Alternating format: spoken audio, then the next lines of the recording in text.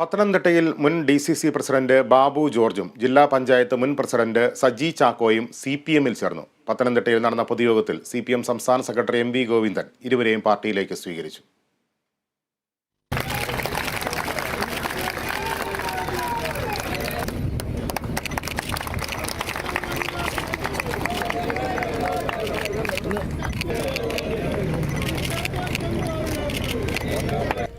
ബാബു ജോർജിനും സജി ചാക്കോയ്ക്കും പുറമെ വിവിധ രാഷ്ട്രീയ പാർട്ടികളിൽ നിന്ന് രാജിവെച്ചെത്തിയ 100-ലധികം പ്രവർത്തകരാണ് CPIM-ൽ ചേർന്നത്.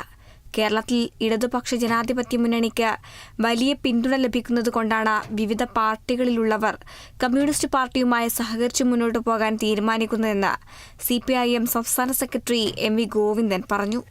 ഇത്രയും കൂടുതൽ ആളുകൾ ഒരു ദിവസത്തെ പരിപാടിയുടെ ഭാഗമായിട്ട് അവരെ ആദരിക്കുക, അവരെ സ്വീകരിക്കുക എന്നുള്ളത് അപൂർവമായിട്ട് മാത്രം കേരളത്തിൽ കാണുന്ന ഒരു കാര്യമാണ്.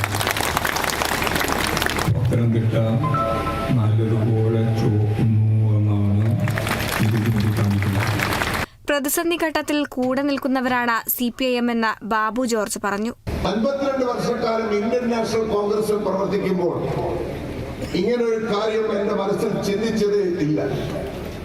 പക്ഷേ ഒരു ജീർണിച്ച പ്രസ്ഥാനമായി കോൺഗ്രസ് അധപ്പതിക്കുന്നു എന്ന് മനസ്സിലായപ്പോഴാണ് എനിക്കതിനെക്കുറിച്ച് ചിന്തിക്കാൻ തുടങ്ങിയത്. ദിശാബോധം നഷ്ടമായ കോൺഗ്രസ് പാർട്ടി വിട്ട് CPIM-ൽ ചേരുന്നുവെന്ന് സജി ചാക്കോയും പ്രതികരിച്ചു.